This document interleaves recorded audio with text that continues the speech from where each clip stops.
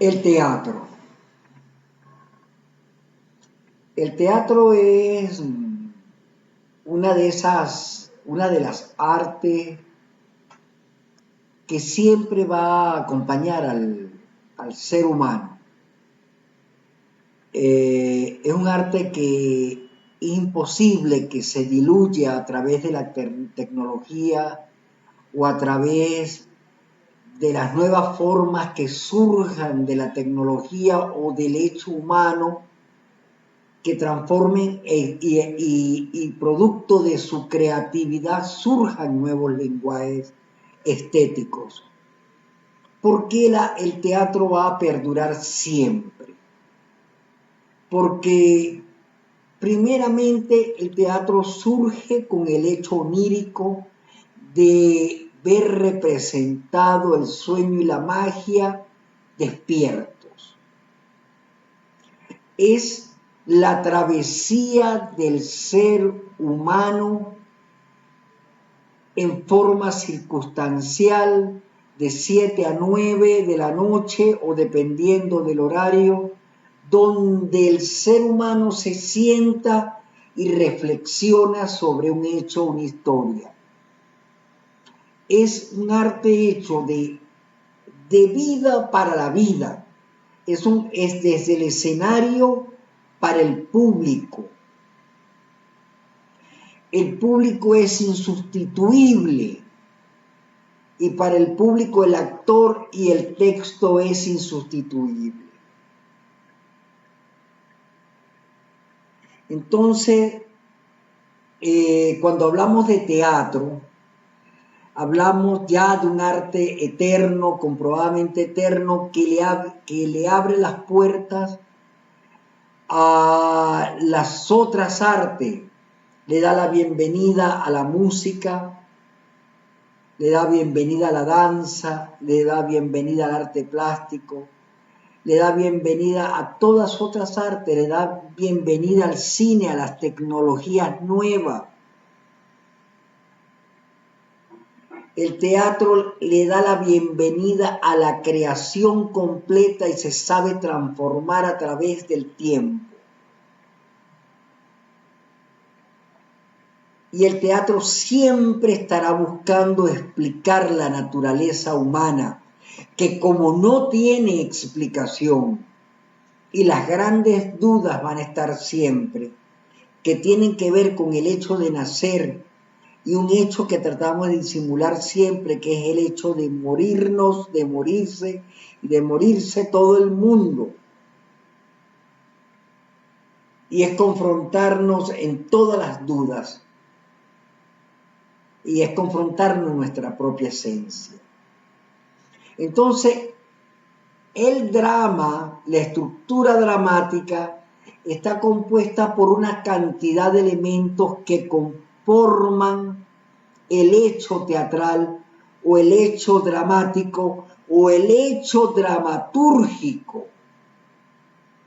El primero de los hechos de la estructura dramática es el entorno, donde ocurre la acción dramática, donde ocurren los hechos. Una de las cosas maravillosas que tiene la caja mágica, la caja negra, el espacio escénico, es que todo lo imposible es posible. Y una de las cosas que tiene que hacer tanto el dramaturgo como el director es imaginarse los espacios donde va a ocurrir la trama, la historia y donde se va a desarrollar todo el hecho teatral. Entonces, cuando escriben, primeramente tienen que tener conciencia que todo lo que ocurre sobre el escenario es un hecho poético. Eso incluye inclusive cuando enfocamos la realidad, que todo lo que está en el escenario, que cuando uno ve que se abre el telón, todo lo que está allí tiene su propio discurso. Yo me siento muy frustrado cuando el telón se abre y veo un sofá, un perchero, una especie de ventana falsa. ¿Saben por qué? Porque hay una carencia profunda de imaginación y un poco no entender los espacios del teatro. Todo lo que pongas en la parte central del escenario aplasta y divide el escenario en varias, condena el espacio de acción, el mayor espacio de acción actoral, si se quiere, para colocar un término, lo condena a los laterales y condena que todo ocurra en el centro. No hay cosa más vulgar que un sofá en el medio. Mi maestro Carlos Jiménez me decía, cada vez, Rubén, que yo veo un sofá en el centro del escenario, me provoca irme. Hay otros elementos que son patéticos realmente y que se entiende que estamos viendo un director poco versado, poco imaginativo, poco sin entender los recursos poéticos de los elementos sobre el escenario, que es, por ejemplo, esto para taparse el paraván. Hasta el nombre se me olvida, porque yo he visto incluso monólogos donde el actor o la actriz están en su habitación y tienen un paraván. Y entonces cuando se van a cambiar, se cambian detrás del paraván. Oye, no están en su cuarto solo. Quiere decir que se esconden de sí mismo. Mira, un actor que tiene pena de su cuerpo, tiene pena de su energía. Cada vez que yo veo un paraván o un perchero, los percheros me adelantan a mí la acción. Cada vez que yo veo un perchero en el escenario, me está diciendo, y además veo los elementos, un sombrero, una cosa, un vestido, una cosa, sé que el actor se va a cambiar, me adelanta la acción. Es un entorno mal elaborado. Elimina los elementos sorpresa y adelantan los enigmas. Todo por flojera y por falta de imaginación. Lo único que tiene la gente de teatro, después de no tener la realidad, es la imaginación. Y que debe siempre sorprender al público. Entonces el entorno, escritores y directores, cuando estructuren el espacio teatral, el espacio escénico, tienen que verlo como un hecho poético.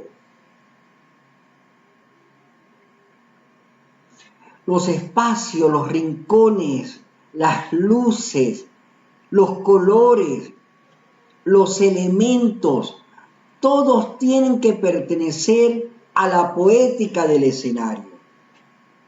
Cada vez que yo veo cosas rudas, sillas atravesadas, y además cuando veo un exceso de elementos innecesarios, por ejemplo, una mesita con fotos, con adornitos caseros, se traen cuanta porquería tienen en su casa y la colocan sobre el escenario, no sirve porque creen que los elementos escenográficos son decoración. Entonces, cuando uno ve eso, uno sabe que está frente a alguien que no entiende el discurso de los espacios escénicos, de la poética del escenario, y coloca un perolero que estorba totalmente. Y además todos los elementos escenográficos se tienen que usar, porque si no se usan, molestan. Basta que ustedes pongan de decoración un arma, y yo pienso que en algún momento la van a tomar y se van a caer a tiros. O ponen para decorar una casa, ponen en una esquina un bar. Y nadie toma.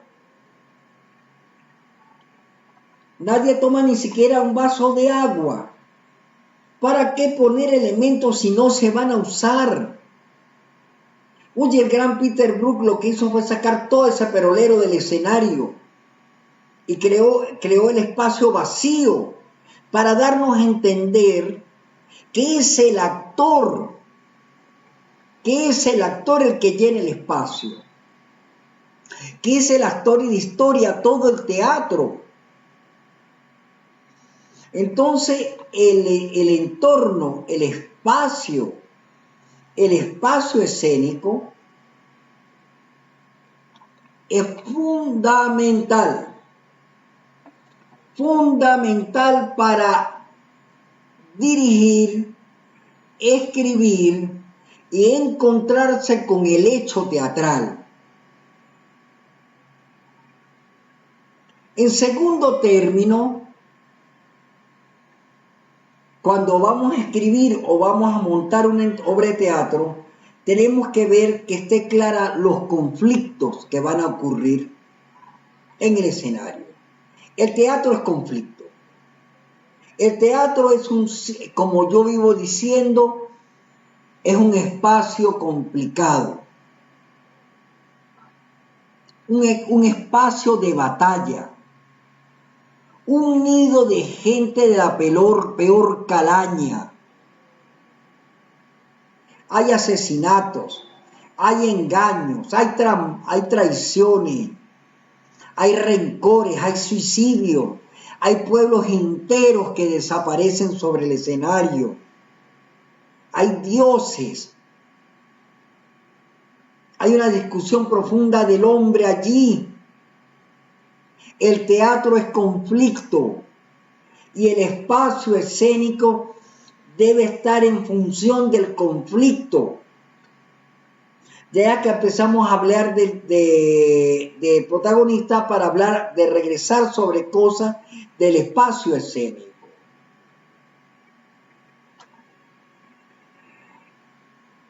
Los conflictos son importantes, son todo en el teatro. La gente va a perdurar y va a permanecer en la butaca o va a leer la obra, porque una de las cosas maravillosas es que el texto dramático es literatura. Y es una literatura que vamos a hacer la dinámica porque esa literatura solo vive, solo se expresa, solo deja de ser letra muerta en el momento que ocurre el hecho sobre el escenario, lo toman los actores y ocurre el espectáculo. Los conflictos tienen que ser fuertes, insólitos, deben ser inusuales, inesperados. Un buen dramaturgo va a hurgar profundamente en el basurero de las pasiones humanas. Porque entonces podemos decir todo está escrito, todo está hecho. Más allá de la monstruosidad humana que nos muestra el retrato de Dorian Gray, donde no envejecía, sino que envejecía su alma a través de una pintura.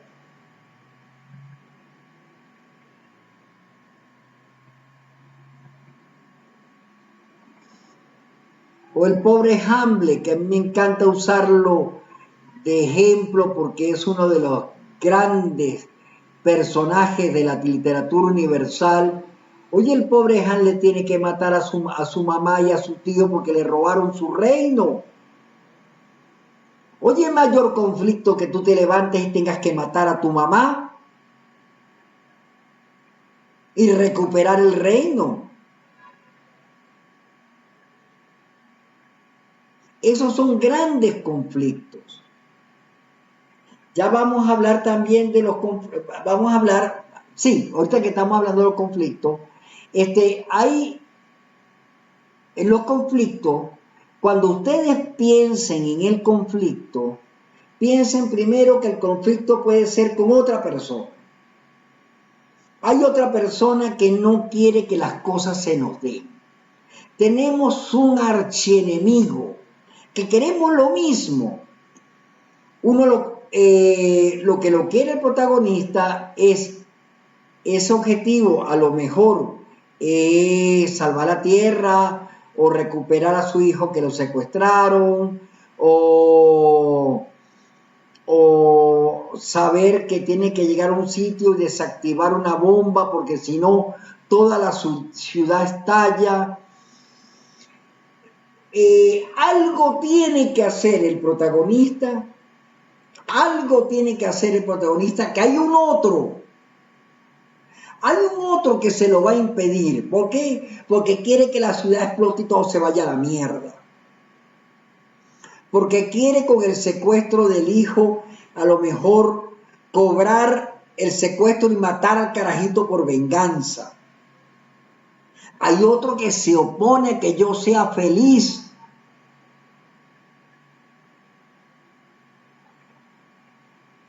Y el conflicto, mientras más grande, más fuerte, más alejado de la realidad, es mejor. La gente no va al teatro a ver ninguna realidad, la realidad la ve en el noticiero, asomado al balcón de su casa, con los cuentos que escuchan del vecindario, los cuentos de la abuela o de la madre o de la esposa o del esposo o de los carajitos. Esa es la realidad. Claro, siempre alineada. La gente cuando cuenta un relato inmediato siempre lo exagera, cosa maravillosa para el relato. Entonces el conflicto a veces es el otro y a veces el conflicto es con uno mismo. Porque cuando a uno se le presentan las dificultades, lo primero es que uno piensa que uno no es capaz de superarlas. Todos los que han tenido una gran dificultad, y seguramente todos los que me escuchan han tenido una dificultad gigantesca. Al momento que dicen, es que yo no sé cómo resolver eso. Una enfermedad. O verse en un problema tan grande que no haya cómo resolverlo. O un problema como le pasó a un amigo mío hace muchos años, pero fue en Lima, en Perú. Que iba caminando con un pana. El pana se resbaló accidentalmente, pegó la cabeza en un quicio de la acera y murió. Y él pegó una carrera y lo dejó ahí. Y huyó. Y nunca supo si de verdad había muerto o no, pero vivía siempre con esa tragedia dentro de sí. Y el conflicto era demasiado grande. ¿Sabe qué pasó con él? Se mató. Se suicidó. No pudo con la culpa nunca. Y esto es un hecho real. Se mató. Dejó una carta por escrito que yo la tuve por mucho tiempo y luego la perdí. Lo lamento haberlo perdido. Él llamaba el pergamino, por cierto. Y hay hechos que a veces no dominamos. La naturaleza a veces nos puede jugar una partida muy grande y el entorno es una inundación. Ponle que alguien escriba una historia de amor el día del deslave de La Guaira. Me contaba a mí una chica en la época del deslave, me la contaba llorando, es que su novio vivía muy cerca de su casa y cuando empezó la inundación y el deslave, los ríos creciendo y llevándose todo, su familia subió al techo de la casa y media cuadra podía ver la familia del novio todo sobre el techo de la casa y vio cuando las aguas arrasaron la casa del novio y pudo ver cuando el novio y toda su gente se la arrastraron hasta lo más profundo del mar. Esta historia es verdadera. A esta chica la rescatamos en el Ávila, porque en esa época yo estuve un poco involucrado en esas cosas. Pasó días en el Ávila caminando con un grupo de gente, subiendo el Ávila para llegarse a Caracas y fueron rescatados. Y ella me contó a mí esta historia bañada en lágrimas, de cómo había dado el último beso a su novio y lo veía llevarse las aguas y arrastrarlo hasta el mar. Y siempre, y estas historias duras son maravillosas, duras pero son maravillosas para escribirla como el hecho humano. Entonces, buenos conflictos, maravillosos conflictos, son los que van a crear una estructura dramática de primera. Y luego el tercer elemento de la estructura dramática es el sujeto. ¿Y quién es el sujeto en el teatro? Es el actor. Es el actor. ¿Qué hace el actor? El actor toma el texto teatral, ve el personaje,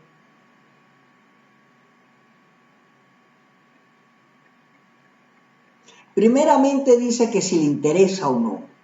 Cuando un actor se interesa por un personaje, cuando el personaje es un reto, cuando el personaje es maravilloso, cuando el personaje está tan bien escrito que tú dices, wow, yo quiero hacer ese personaje, ese es un gran personaje, oye, qué personaje tan maravilloso. Eso es y es por eso que deben construir y escribir grandes personajes. En el texto está todo. En el texto está siempre como el personaje es. Físicamente siempre va a estar. En algún parlamento él dice, oye, pero yo soy demasiado delgado como para llegar hasta allá. O alguien lo define, oye, Alberto, a mí me encantaría salir contigo, pero te tienes que bajar 50 kilos. Eres el globo terráqueo con la luna y el mundo, eres simpático, pero tu gordura indica que no te quieres. El día que adelgaces es el día que yo me voy a dar cuenta que empiezas a amarte a ti, desde tu salud hasta tu manera de ser. Te engañas a través y te escondes detrás de la grasa. Y entonces estamos hablando de un gordo. Y un gordo con una razón de motivos, donde se esconde a través de su obesidad, porque tiene miedo, se desfigura por miedo a verse hermoso, porque no sabe querer ni ser querido. Esos textos tienen que estar, porque entonces el actor ya sabe cómo es.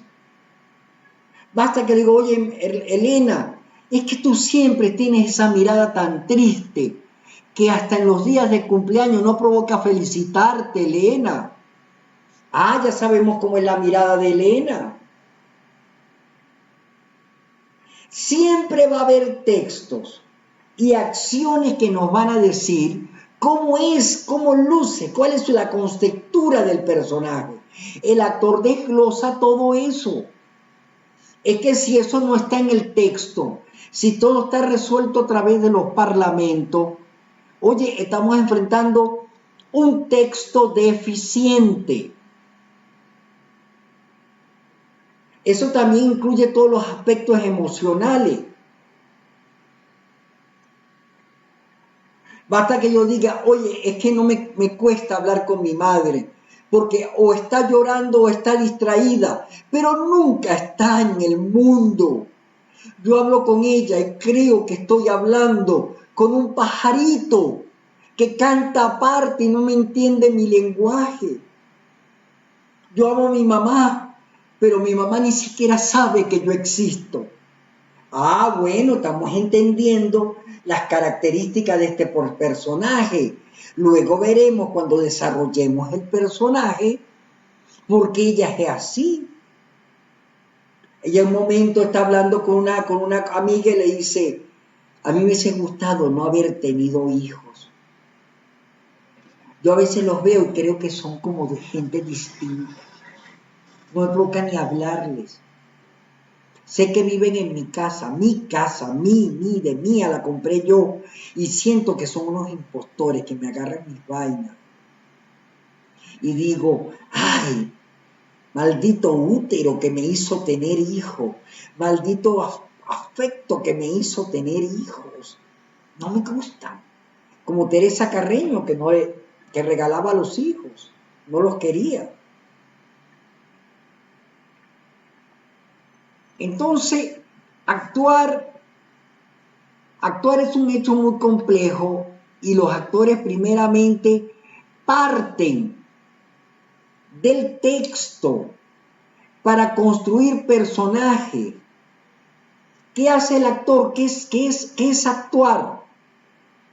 ¿Qué es actuar? Ustedes, dramaturgo que me están escuchando en este momento, ¿qué es actuar? Porque ustedes están escribiendo para actores. ¿Qué es actuar? ¿Qué es interpretar un personaje? ¿Cómo los actores hacen, partiendo de un personaje, como un hecho literario, convertirlo en un ser humano?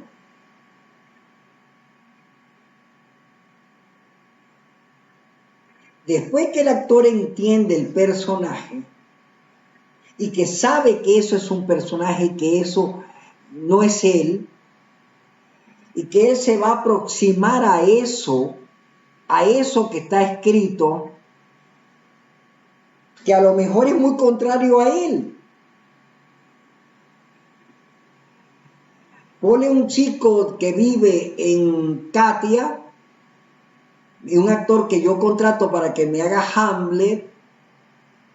Yo le digo, mira, tú tienes que hacer un personaje, primeramente que tiene que conquistar su reino y matar a su madre y a su tío. ¿Qué carrizo va a saber ese muchacho de Katia de reino y de tío y de muerte? No lo sabe. ¿Cómo hace para construir un Hamlet? ¿Cómo hace para construir ese personaje, de construir un reino que ni siquiera lo reconocen en la calle de su casa? Es nulo de toda nulidad ese actor. ¿Cómo hace para llegar a ese personaje? ¿Cuáles son las técnicas que aplica ese actor partiendo de un texto, partiendo de su cuerpo y de su psiquis para construir un personaje?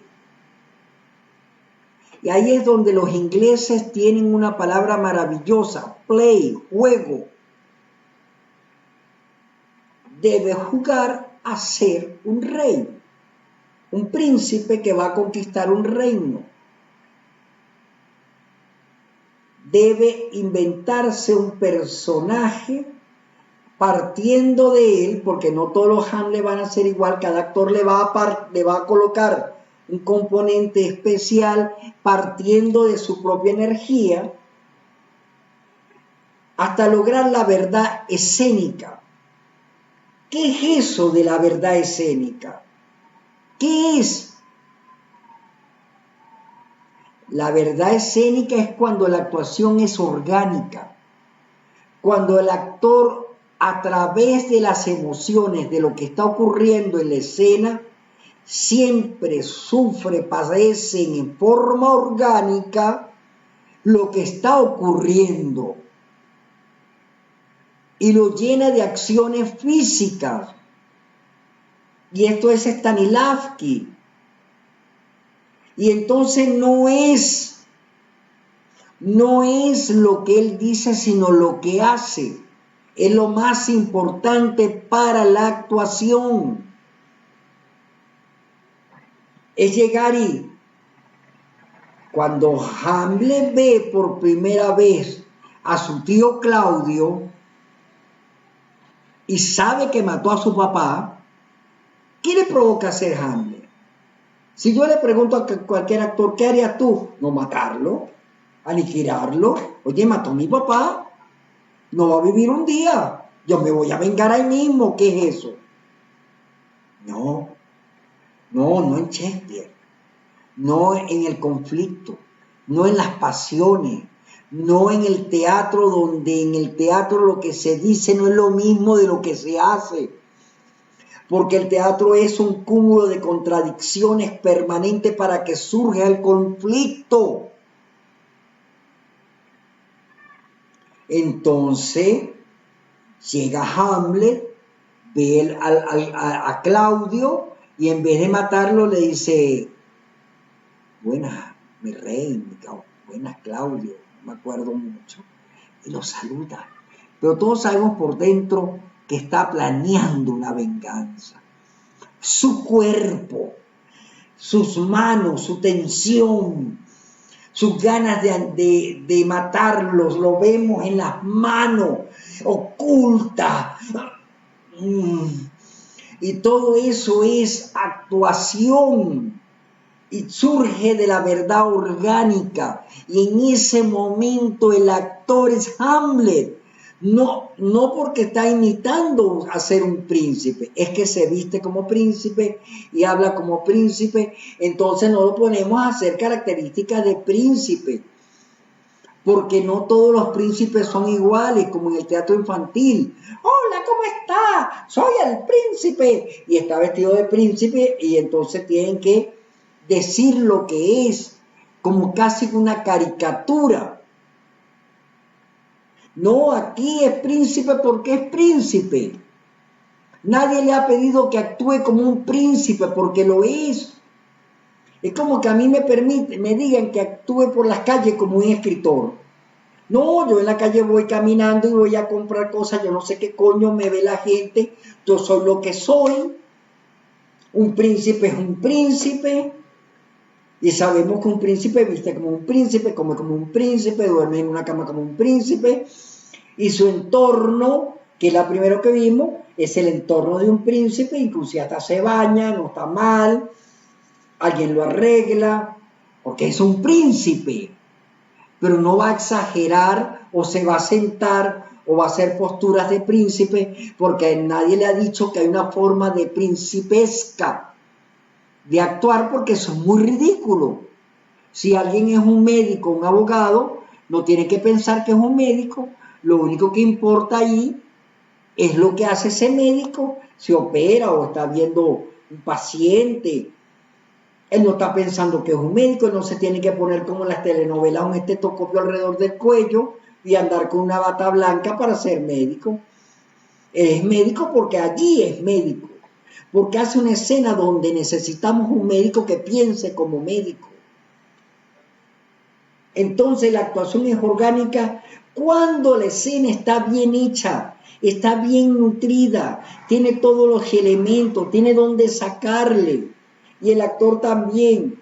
¿Cuál es el porcentaje que debe usar un actor para lograr una escena bien interpretada, creíble y orgánica? 80% dicen algunos maestros. Y me encanta eso, porque yo he escuchado una ridiculez del 50-50 y he escuchado otra estupidez cuando dicen, no, es que el actor no se debe enajenar. Y a mí me da mucha tristeza eso. No, yo necesito un actor que vaya más allá. Un actor que cuando esté en el escenario, cuando odia, odia de verdad, porque la escena te hace odiar. Cuando ama, ama con la locura más grande. Pídele a un actor, un muchacho muy joven, de 18, 19 años, que se enamore con locura con Julieta. Y a lo mejor ve a Julieta y no le gusta. A lo mejor el actor hasta es gay. No sabe cómo enamorarse ni siquiera de una chica. Y mucho menos de Julieta, porque a lo mejor es una actriz mala leche que ni siquiera le habla. ¿Cómo hace este actor para enamorarse de Julieta de verdad? De verdad. De verdad, verdad. Y ahí es donde estamos los dramaturgos. Y ahí es donde están las escenas muy bien escritas. Es la necesidad. Es la necesidad de estar con alguien. Y no es memoria emotiva. No es memoria emotiva, porque si vamos a Hamlet, oye, ¿cuántas personas en el mundo en este momento tienen que conquistar su reino porque le mataron a su mamá y a su tío? Porque le mataron a su papá, el tío y la mamá. ¿Cuánta gente tiene eso en su memoria afectiva? Ninguno. A lo mejor que por ahí. Ninguno. Entonces la memoria afectiva son términos totalmente anacrónicos y mal hechos en algunas escuelas de teatro, con una gran mala interpretación del maestro Stanislavski. Lo que tenemos que hacer que ese chico se enamore es que entienda la fuerza y la necesidad de no estar solo, de ser querido, de entender la escena, de que cuando está allí sucede algo dentro de él, que son sus emociones. Y el actor nosotros estamos constituidos en 3 partes básicas que son el motor de nuestra psiquis y de nuestras emociones y nuestras acciones. Primero, pensamos. Ponle a alguien que tenga que, como en el caso de Romeo y Julieta, que pasar una pared y pasar toda la noche con una chica de 15 años, que ya se mete en un lío, pero Romeo tenía la misma edad.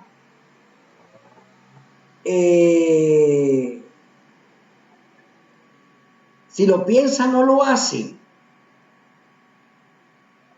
Ponle que use sus emociones, que están debajo de la razón, porque está enamorado, porque no puede estar sino cerca de Julieta, porque el amor le tocó, porque con el amor se hace lo que sea, lo imposible.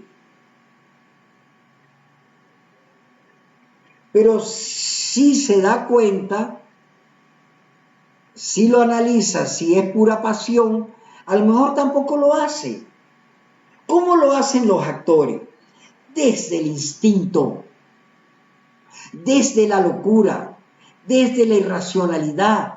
Hay un momento que el actor no piensa.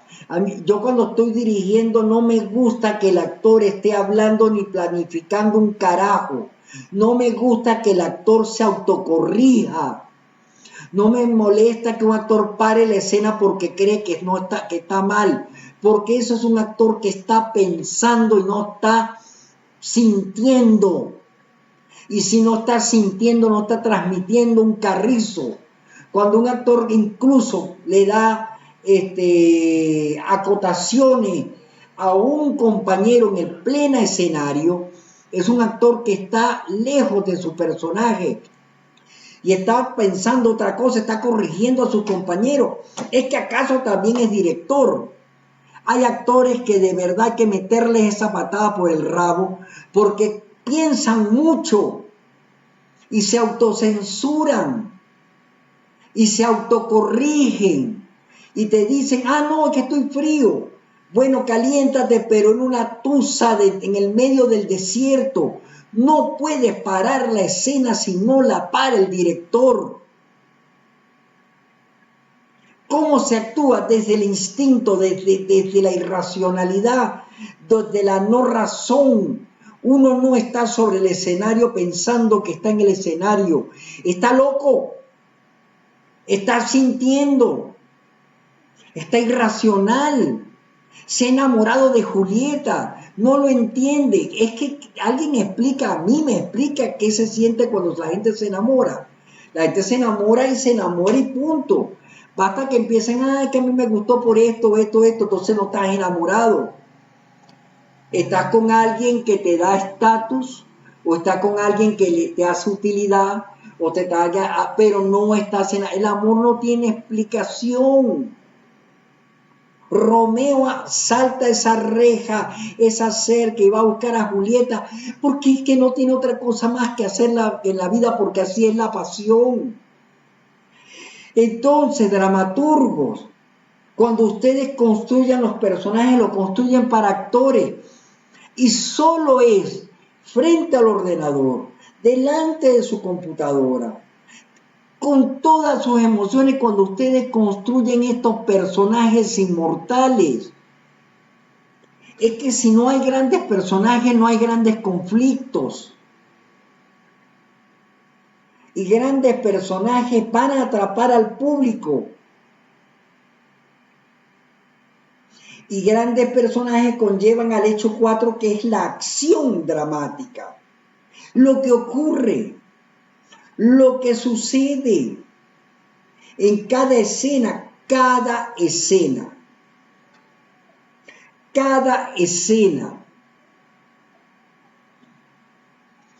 es un hecho de acción. Cada escena empuja la trama. Desde el comienzo el personaje le pasa algo. Desde el comienzo el personaje entra en un enorme conflicto que tiene que resolverlo y que el público lo acompaña por un hecho de empatía. Pobre estúpido que mira lo que le está pasando en la vida.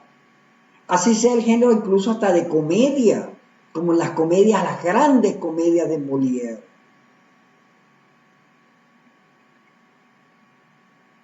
Entonces,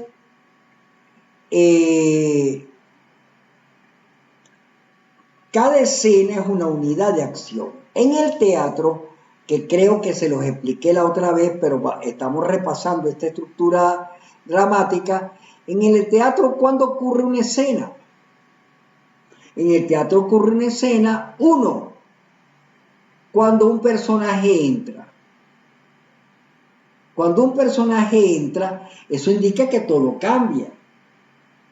Alguien trae cosas que van a transformar la trama, alguien entra para algo, para decir algo, para transformar algo. La gente no entra por nada, porque si entra por nada, no funciona. Incluso si una casa burguesa y entra una persona a repartir el té, ya esa acción tiene uno que pensarla y decir que uno la metió a la chica del servicio de la casa porque a lo mejor hace una pregunta indiscreta.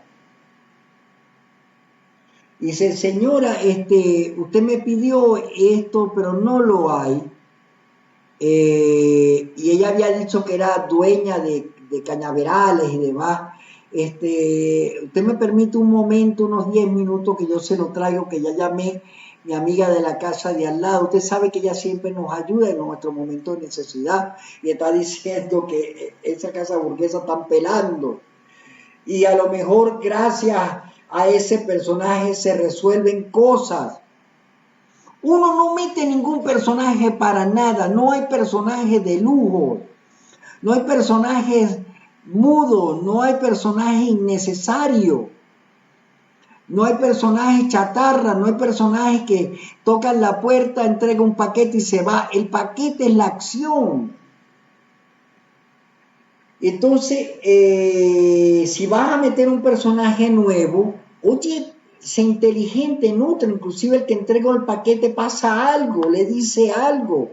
Dice, el tipo le dice, señorita, es por primera vez que yo entrego un paquete en esta casa, pero yo le he visto muchas veces. ¿Me puedo tomar una foto con usted? Y ahí puede suceder algo, y se toma una foto y le dice, es que usted cree que no es bonita, pero lo es. Mírese al espejo. Es que yo soy vidente. Lo que pasa es que los videntes no ganamos mucha plata y también hacemos de cartero. Pero dígale así al hombre que tiene allí sentado y tiene una hora tratando de convencerla. Dígale sí. Y se va. Y nos sirve el pedazo de encomendador, del que trae encomienda. Me dejé encomendador y me acordé de Fuente de Ovejuna. Yo mezclo todo. Y del comendador. ¿Quién mató al comendador? Fuente Ovejuna, señor.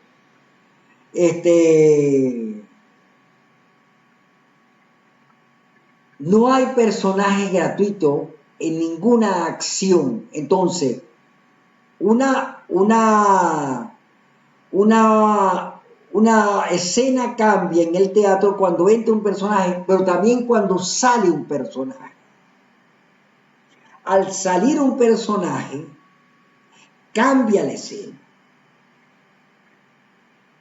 Cambia la escena. Si yo saco de lo que estaba sucediendo a alguien y se va, dice, no, bueno, yo no quiero estar acá, yo no quiero discutir y se va, algo cambia. La atmósfera cambia, el clima cambia. Y en el teatro, que es mágico, cuando hacemos cambio de acción, cambio de escenas, nosotros recurrimos a música, recurrimos a luces, recurrimos a acciones físicas para decir que hay un cambio en la escena, hay algo que ha ocurrido, algo ha quedado en la atmósfera. Entonces, cuando ustedes escriban, deben escribir pensando en todos los elementos teatrales posibles, porque ustedes escriben para el teatro. Cuando hay otro momento que es la acción cambia o la escena cambia. La escena cambia cuando entra un personaje, la escena cambia cuando sale un personaje y la escena cambia cuando cambia el discurso, la emoción y los hechos, incluso con todos los personajes allí. Vaya que hay una fiesta y todo está divirtiendo y entonces el anfitrión dice, señores, realmente yo los reuní no para que vinieran a visitarme, ni a tomarme, ni a comerme mi comida. Ustedes están aquí porque tienen hace 20 minutos tomando de ese sabroso ponche que preparé con veneno. Y un veneno, por más que corran, no se van a salvar. Porque todos ustedes no son mis amigos, son mis enemigos. Los he matado a todos. ¿Sabes por qué? Porque la vida no me importa. ¡Wow! Cambia la textura, cambia la emoción, cambia la fiesta por un drama ahora intenso, todo el mundo empieza a morirse, salvo una persona que nunca toma licor y nunca tomó el ponche, hizo que se llevó el vaso, pero lo botó. Y con esa persona tiene un gran discurso y a darse cuenta que todo lo que él pensaba que eran sus enemigos no lo eran. Y que él había malinterpretado la vida y que toda esta gente se la había hecho ver. Y que había matado a realmente gente que lo apoyaba. Gente que en dificultad lo apoyó y que nunca lo había sabido él. Y todos están cayendo a uno. Todas estas cosas que se me ocurren que no son buenas, pero es para explicarles que una escena cambia cuando cambia la emoción de lo que se está diciendo. Basta que es una pareja que está comiendo y están cagados la risa y le dice, mira mi amor, yo una de las razones que te traje a este restaurante, acuérdate, en este restaurante me declaré, te dije que te amaba, que ibas a ser la mujer de mi vida siempre. Pues en este restaurante quiero decir que ya no me gustas, que te odio, que me molestas. Esta es la última comida que yo te estoy dando. Tú me cansaste. Y ahí cambia todo. Ahí cambia todo. Esa es otra escena. porque ahora lo que viene son una cantidad de silencio y de grandes actuaciones, porque ella puede estar allí y decir, llamar a mesonero, ¿usted tiene buena champaña? Sí, la casa tiene, tráigame la mejor, la más cara, con las copas más hermosas, que tengo algo que brindar acá. Y esa va a ser una cuenta por separados. Él va a pagar toda la comida, pero yo voy a pagar el brindis. ¿Quedó claro? Por fin, le va a decir ella. Por fin te atreviste, cobarde. Después de meses que sé que estás por decírmelo, por fin te atreviste, cobarde. En esos 6 meses que te noté que habías cambiado, hice el amor con tu hermano. Hice el amor con tu socio Francesco. Me fui a la playa.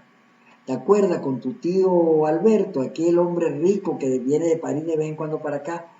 Los 3 días que estuve en París fue con él y me pagó todo. Esos 6 meses los he vivido muy intensamente.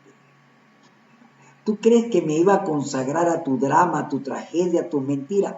Yo celebré todos los días del mundo tu cobardía. Ahí viene la champaña, vamos a brindar.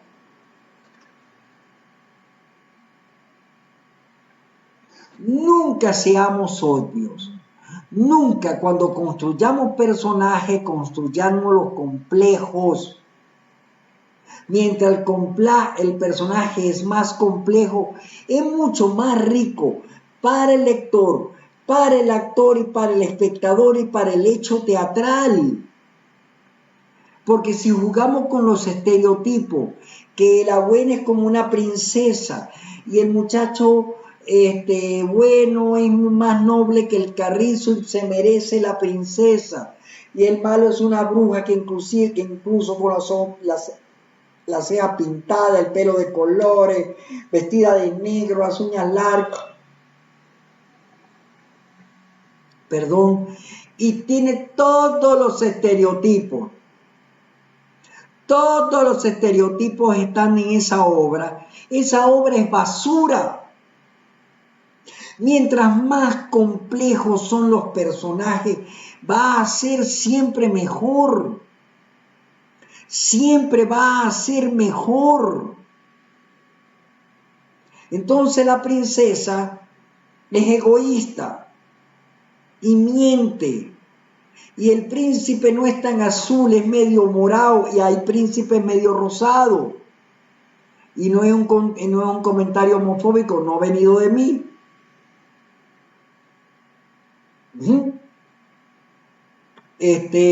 Porque habrá que cuidarse con lo que uno dice para que los susceptibles no se sientan que uno los está hiriendo. Y eso me tiene un poco a mí hasta acá. Porque uno no puede decir un chiste sin que se entienda que es un cuento de un chiste heteropatriarcal, blanco, de una sociedad machista y demás. Capitalista, facha. ¡Basta! ¡Basta! Volvamos a integrarnos todos como un grupo humano, amoroso, enamorado de nuestra propia diversidad, para respetar y hacer tolerancia a los otros, porque el que critica a otros seres humanos es porque son simplemente imbéciles. Imbéciles, y a los imbéciles no le den cabida en sus corazones. Y se lo diré siempre: quien critica a una mujer, o a un homosexual, o a un negro, y se cree mejor, oye, porque es que estamos frente a un idiota. La superioridad, ¿por qué? ¿Por qué? Pero tiene que haber un mundo de tolerancias, donde todos entremos, absolutamente todos, porque no lo podemos evitar. Y ese todos son los que se sientan en el escenario del teatro y no quiere ver discursos, sino quiere ver hechos que los conmuevan.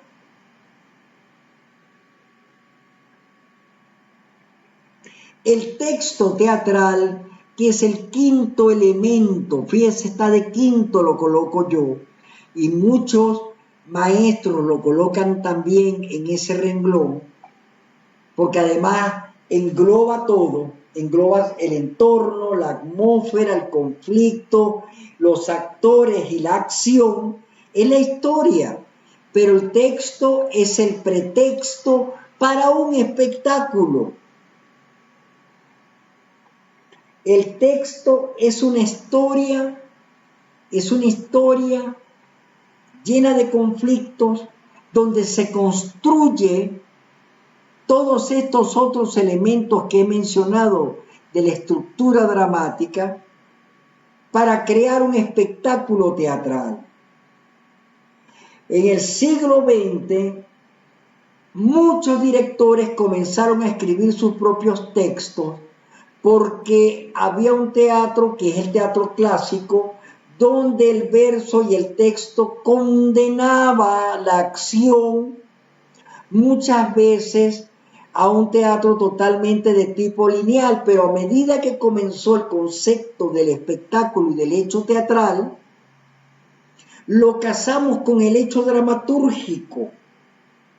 Entonces, cuando ustedes escriban, escritores, tienen que escribir en el espectáculo, tienen que visualizar el hecho como un espectáculo, tienen que entender que en esta sociedad, que es la sociedad del espectáculo y la sociedad de la imagen, el teatro se ha abierto las piernas plenamente para que el espectáculo entre en sí, lo transforme como un hecho poético sobre el escenario.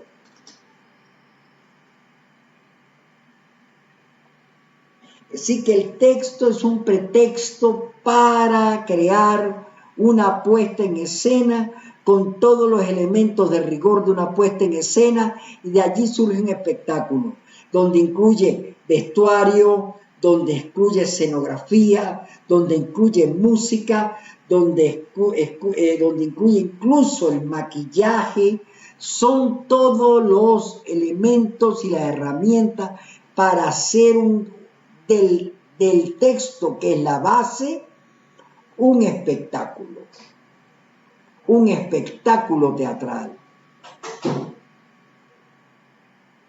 Y eso es fundamental, eso es importante, fundamental.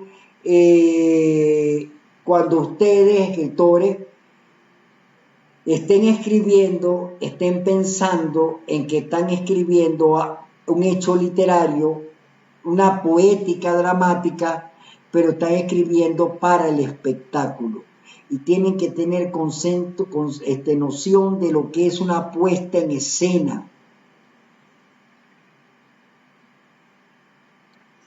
Una puesta en escena, que la primera puesta en escena está implícita en el libreto, en el texto original, y si está bien escrito, se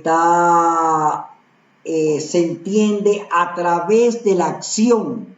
La acción la llamamos nosotros acotaciones, que son unidades de acción. Es decir, Marlene siente desfallecer, empalidece, se sienta y parece asfixiada.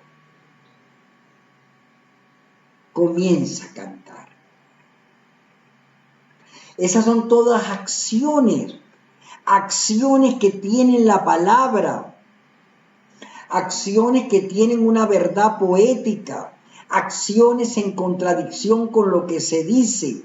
Y entonces en el teatro no siempre lo que se dice es lo que se hace, porque si no es una ilustración.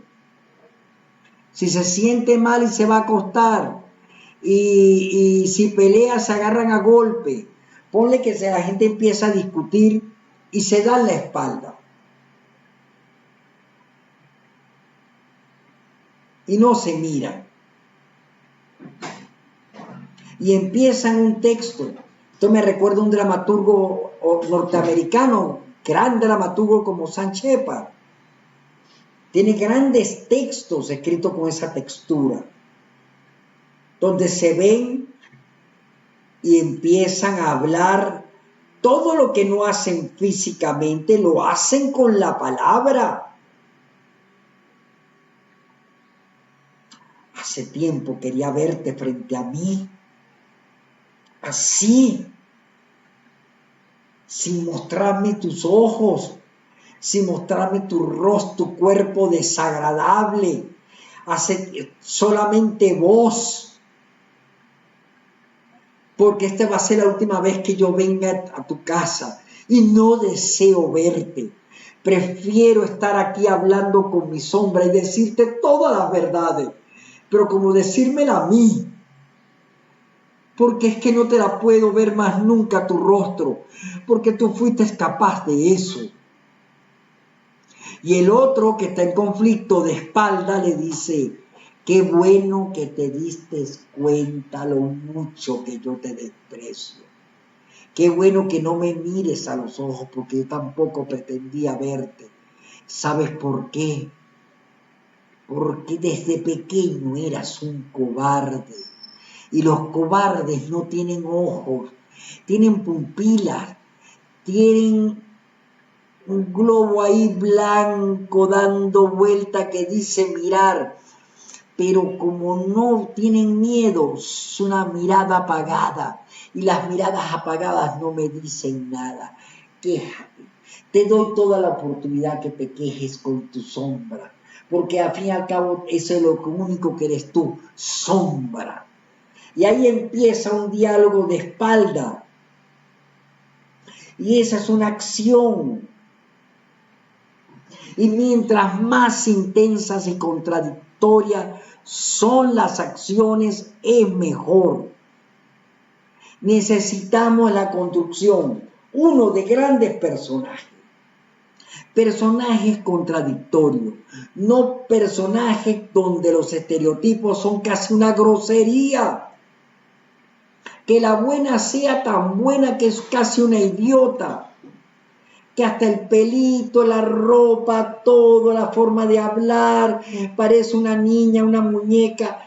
Llegar a la estupidez de lo que creemos que es lo bueno. Y llega un momento que hasta desagradable totalmente esos personajes. O que el villano sea realmente un grande, enorme, de voz ronca, vestido de negro, desagradable. Todo lleno de clichés, todo lleno de lugares comunes. La muerte del teatro es eso. Cada vez que yo veo desde el sofá, el perchero, los estereotipos, toda esa cuestión que son ridiculeces para el techo teatral. Hemos tirado la poesía a la mierda, la hemos pasado al proscenio y la hemos lanzado. Porque se nos olvidó la poesía en el teatro. Se nos olvidó profundamente la poesía, la belleza del hecho teatral. Y es importante para bien del teatro y para bien de la civilización occidental que el teatro recupere eso que siempre ha sido el teatro, el hecho donde el ser humano se sienta y se confronta consigo mismo a través de historias maravillosas que te hacen reflexionar sobre la vida. Porque cuando eso no sucede es basura. Y desde que entró la posmodernidad y no sabemos lo que es bueno y lo que es malo, lo que es arte y lo que no es arte, lo que es cultura y no es cultura, porque el concepto de cultura, que además es un concepto contemporáneo, el concepto de cultura viene del siglo XVIII, cuando la gente se cultivaba en las artes y en los gustos refinados de la sociedad burguesa, de la sociedad aristocrática. Había que cultivarse, adquirir cultura. Que cuando llegó el siglo XIX, agarra y atrapa el término cultura los antropólogos y dicen cultura es todo lo que no es biológico, no todo lo que pertenece al hombre, todo lo que es inherente al hombre, todo lo que es fabricado por él, es un hecho cultural. Es un hecho cultural esta agüita que yo me estoy tomando, esto es cultura. Una silla, una mesa, un aparador de una tienda llena de maniquí, todo eso es cultura.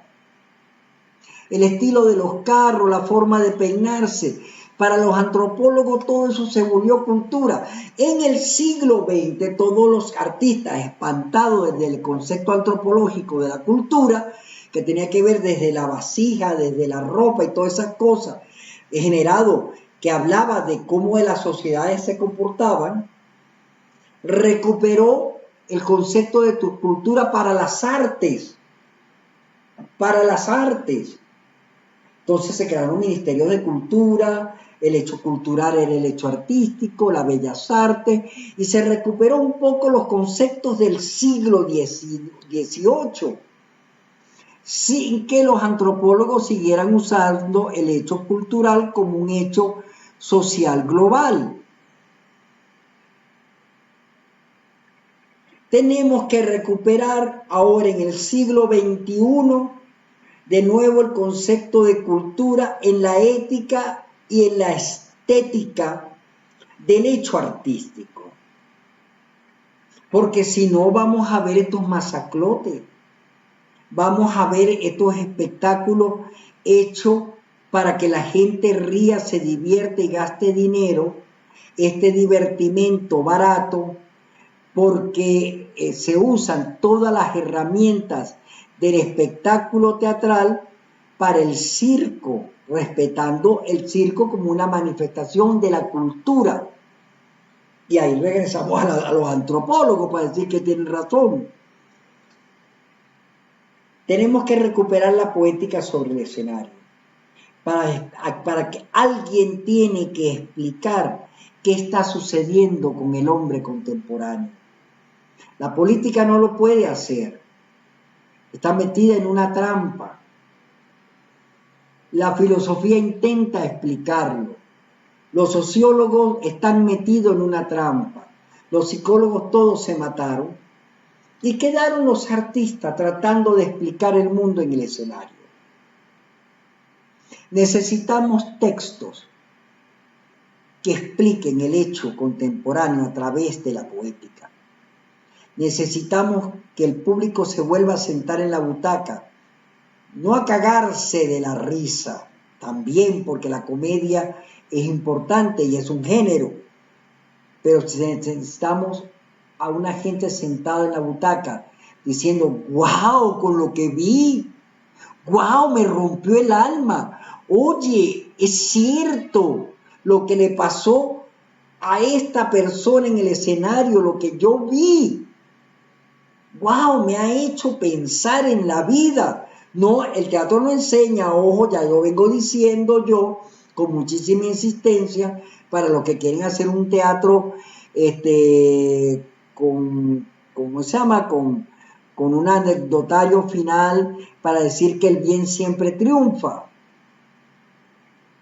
La gente puede escribir lo que quiera, ahí no me voy a meter yo nunca, nunca. Es que el teatro muestra y nos hace sentir.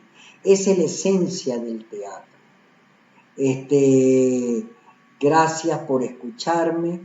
Hoy hablamos sobre la estructura dramática y hablamos de todos estos componentes que iremos hablando poco a poco a través del taller, que son el entorno de donde ocurre la obra, los conflictos, y mientras el conflicto sea mucho más oscuro, mucho más insólito, mucho más inédito, va a ser mejor, donde construyamos grandes personajes,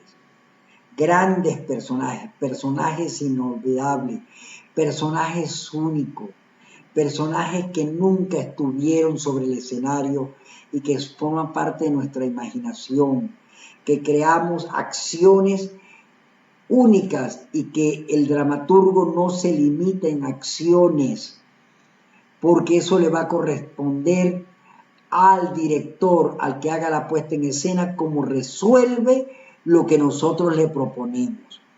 Sabiendo ya de una vez que el actor está limitado físicamente y emocionalmente a sí mismo.